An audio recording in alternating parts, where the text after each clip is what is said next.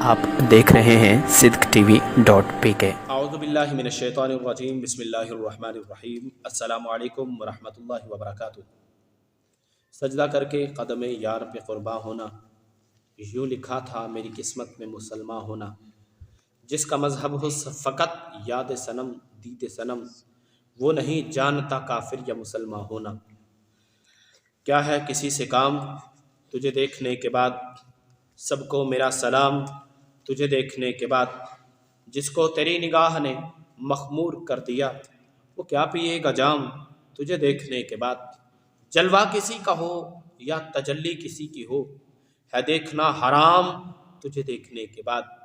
سجدہ کروں تو کفر ہے، گر نہ کروں تو کفر، آیا ہے وہ مقام تجھے دیکھنے کے بعد۔ کل تک اسی فرید کو کوئی پوچھتا نہ تھا، ہے اب کے بڑا مقام تجھے دیکھنے کے بعد۔ ناظرین کرام، میں ہوں جاوید الحسن چشتی اور آپ دیکھ رہے ہیں sidqtv.pk۔ پچھلی ویڈیو میں ہم نے آپ سے تذکرہ کیا تھا کہ نفس مطمئن کیسے بنتا ہے اور اس کو کن کیٹیگریز میں رکھا جاتا ہے، اور اگر کسی انسان کا نفس اس کی روح کے تابع ہو جائے تو وہ انسان کیا کہلائے گا، اور اگر روح نفس کے تابع ہو جائے تو انسان کیا کہلائے گا۔ یہ آپ ویڈیو دیکھ سکتے ہیں، اس کا لنک ڈسکرپشن میں موجود ہوگا، اس پہ کلک کریں اور پچھلی ویڈیو کو آپ ضرور دیکھیں تاکہ آپ کو یہ تمام چیزیں سمجھ میں آ سکیں۔ آج کا ہمارا ٹاپک جو ہے وہ پاکستان اور اس کے حالات کے متعلق ہے کہ ہم لوگ پاکستان میں کس طرح کی زندگی گزار رہے ہیں اور پاکستان کو کس اعتبار سے بنایا گیا تھا۔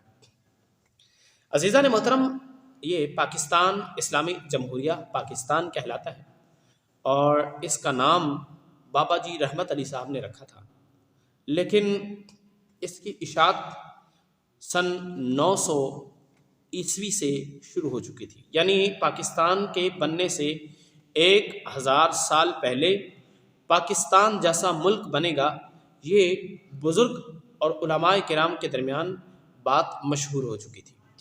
اور اس ملک کو بنانے کے لیے جدوجہد جو شروع ہوئی تھی وہ سن 1000 عیسوی کے بعد شروع ہو چکی تھی۔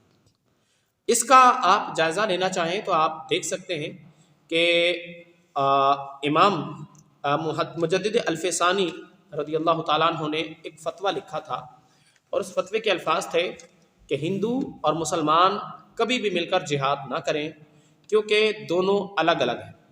ہندو پر جہاد فرض نہیں ہے کیونکہ ان کی تہذیب ہی جہاد کو تسلیم نہیں کرتی، اور اگر یہ دونوں مل کر جہاد کریں گے تو یہ تو پھر ایک ایسا ہو جائے گا کہ جیسے آپ جو ہے مخلوط ملک بنانا چاہتے ہیں یا کسی مخلوط تہذیب کو انجام دینا چاہتے ہیں۔ لیکن چونکہ اسلام میں دو قومی نظریہ بھی تھا، اور دو قومی نظریہ کے مطابق ہندو اور مسلم دو الگ الگ قومیں ہیں، یہ دو قومی نظریے پر پہلا فتویٰ تھا۔ اس کے بعد 1915 میں یہ دوبارہ فتویٰ تحریر کیا گیا اور دو قومی نظریے کی مزید اشاعت کی گئی اور مزید اس کو جو ہے وہ اجاگر کیا گیا۔ 1930 میں علامہ اقبال رحمۃ اللہ تعالی علیہ نے دو قومی نظریے کی تفصیل کو بیان فرمایا، اور یہ آپ کو شاید یاد ہو یا نہ ہو کہ قائد اعظم رحمۃ اللہ تعالی علیہ 1916 سے پہلے کانگریس کے ساتھ تھے، اور ان کا مسلم لیگ کے ساتھ دور دور تک کوئی تعلق نہیں تھا، لیکن بزرگان دین نے ان کو موٹیویٹ کیا اور انہوں نے توبہ کی، اور توبہ کرنے کے بعد یہ مسلم لیگ کے ساتھ آ کر مل گئے۔ اس کے بعد 1925 میں جب آل انڈیا کانفرنس ہوئی تھی تو یہ ناراض ہو کر انگلینڈ چلے گئے تھے قائد اعظم رحمۃ اللہ تعالی علیہ، اور اس وقت پیر سید جماعت علی شاہ صاحب رحمۃ اللہ تعالی علیہ نور اللہ مرقدہ، آپ نے اس کانفرنس میں اعلان فرمایا تھا کہ اگر قائد اعظم اب پاکستان اگر ہمارا ساتھ چھوڑ بھی دیں تو ہم میں اتنی وسعت ہے، ہم میں اتنا رعب اور اتنا دبدبہ ہے کہ ہم پاکستان جیسے ملک کو بنا سکتے ہیں۔ یہ وہ ملک تھا کہ جسے اسلام کے نام پر بنایا گیا، جس کی بنیادوں تلے کروڑوں لوگ اپنی جانیں قربان کر گئے، 2 لاکھ سے زائد علماء کرام شہید ہوئے۔ علامہ فضل حق خیر آبادی رحمۃ اللہ تعالی علیہ، علامہ کفایت اللہ کاکوروی، علامہ عنایت احمد کاکوروی جنہوں نے علم الصیغہ لکھی ہے، یہ خود فرماتے ہیں ہم جزیرہ انڈومان میں تھے، اور جزیرہ انڈومان یہ کالا پانی میں، تو جناب یہ کالا پانی کی سزائیں کاٹتے کاٹتے وہاں شہید ہو گئے۔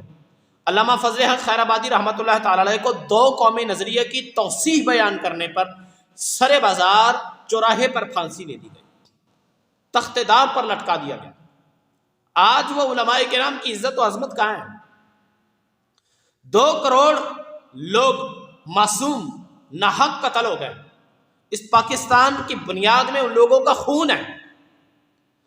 کئی بچیوں نے اپنی 90,000 سے زائد معصوم بچیوں کی عزتیں نیلام ہوئی، ان کی عزتوں کو داغدار کیا گیا، ان کی عصمت دری کر دی گئی، ان کے ساتھ وہ کیا گیا جو نہیں کرنا چاہیے تھا۔ ان کی عزتیں اس پاکستان کی بنیادوں کے نیچے، اور آج ہم کہاں کھڑے ہیں؟ وَإِمَّا فَلَا تَقْعُدْ بَعْدَ ذِكْرَى مَعَ الْقَوْمِ الظَّالِمِينَ۔ آپ نصیحت حاصل کرنے کے بعد ظالم قوم کے ساتھ نہ بیٹھیں، یہ قرآن پاک کے الفاظ ہیں۔ وی آر پاکستانی، ہم اپنے وطن کا فیصلہ کرنا چاہتے ہیں، ہم اپنے قوم کا فیصلہ کرنا چاہتے ہیں۔ ہم یہ جانتے ہیں کہ ہماری قوم اس وقت کس مقام پر کھڑی ہے، ہم کس کیٹیگری کے اندر اپنی زندگی گزار رہے ہیں، لیکن آپ اس بات کو سمجھیں، ہم کہتے ہیں ہم پاکستانی ہیں، کیا ہمارا حکمران فاروق اعظم رضی اللہ تعالیٰ عنہ کے عدل کو قائم کر سکا؟ ہمارا حکمران عدل فاروقی کو قائم کر سکا؟ ہمارا حکمران مولا کائنات حضرت علی رضی اللہ تعالیٰ عنہ کی شجاعت کو قائم کر سکا؟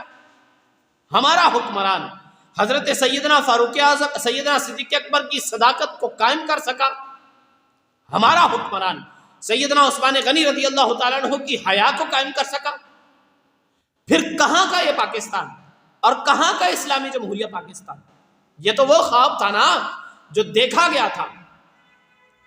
ایک بابا جی لاہور میں اعظم مارکیٹ میں ان کی دکان بھی ہے، اب بھی وہ موجود ہوں گے، کافی سال ہو گئے ان سے ملاقات کیے۔ وہ کہتے بیٹا میرے دادا جان خواجہ معین الدین چشتی اجمیری رحمۃ اللہ تعالی علیہ کے مزار پر جھاڑو دیا کرتے۔ پاکستان بننے سے کچھ سال پہلے انہوں نے آسمان پہ ایک عجیب منظر دیکھا۔ یہ روایت صحیح ہے اور مجھ تک یہ مرفوعاً پہنچی ہے۔ وہ کہتے ہیں جی کہ رات کو پچھلے پہر انہوں نے آسمان پہ ایک بڑا عجیب منظر دیکھا۔ منظر یہ تھا جی کہ وہ کہتے ہیں کہ میں نے آسمان پہ ایک جھنڈا دیکھا جس پہ چاند اور ستارہ بنا ہوا تھا۔ تو کہتے ہیں میں یہ سوچتے سوچتے سو گیا کہ یہ جھنڈا کس کا ہے اور یہ کیا چیز ہے؟ تو وہ کہتے ہیں کہ میرے دادا جان کہتے ہیں کہ رات کو خواب میں خواجہ معین الدین چشتی اجمیری رحمۃ اللہ تعالی علیہ تشریف لائے اور فرمایا ہے بندے یہ وہ ملک ہوگا جو کئی قربانیاں دے کر بنایا جائے گا، اسے مٹا کوئی نہیں سکے گا، اس پر مشکلیں، اس پر پریشانیاں بہت آئیں گی۔ آج آپ کو میں ایک پیشن گوئی کرتا چلا جاؤں کہ 2050 میں پاکستان کا نقشہ تبدیل ہو جائے گا۔ 2050 میں آج جو پاکستان ہے یہ پاکستان نہیں ہوگا، اس کا نقشہ ختم ہو جائے گا۔ اگر اس بات پر عمل کر لیں کہ آپ اپنے ملک میں عدل پیدا کریں، آپ اپنے ملک میں حیا کو فروغ دیں، آپ اپنے ملک میں شجاعت کو فروغ دیں، آپ اپنے ملک میں صداقت کو فروغ دیں، اگر یہ 4 خصلتیں پائی جائیں تو 2050 میں پاکستان کا نقشہ بدل سکتا ہے۔ آپ نے حکمران بھی وہ ہیں ہمارے کہ جو صحیح معنوں میں سورہ اخلاص نہیں پڑھ سکتے۔ قرآن فرماتا ہے فَمَا لِهَٰؤُلَاءِ الْقَوْمِ لَا يَكَادُونَ يَفْقَهُونَ حَدِيثًا۔ نہ جانے اس قوم کی حالت کیا ہو گئی ہے، اس کو کیا بیماری پڑ گئی ہے کہ یہ بات سمجھنے کے قریب ہی نہیں آتی۔ ہمارا پاکستانی بندہ دھوکہ، فریب، جھوٹ، سود خوری، حرام کاری، یہ سب ہم پاکستانیوں میں پائے جاتے ہیں، پھر بھی ہم اپنے آپ کو بڑا مہان شخص سمجھتے ہیں۔ یاد رکھیں جب تک یہ ساری چیزیں ہمارے اندر موجود ہیں ہم پہ کبھی بھی رب کی رحمت نہیں ہو سکتی، کبھی بھی ہمارے رزق میں، مال میں خیر و برکت کا نزول نہیں ہو سکتا۔ تو یہ جناب کچھ چیزیں تھی آج کی ویڈیو کا حصہ. ہماری گزشتہ ویڈیو کو ضرور دیکھیے گا اور موجودہ ویڈیو کو اپنے چاہنے والے دوستوں تک ضرور پہنچائیے گا. آج کے لیے صرف اتنا ہی. اگلی ویڈیو میں آپ سے پھر ملاقات ہوگی. جاوید الحسن چشتی کو اجازت دیجیے. جانے لگا تھا میں بھی، جدا ہو کے اشکبار، رونے لگے تھے تم بھی، سمٹ کر شیطون سے. والسلام. آپ دیکھ رہے ہیں صدق TV.pk.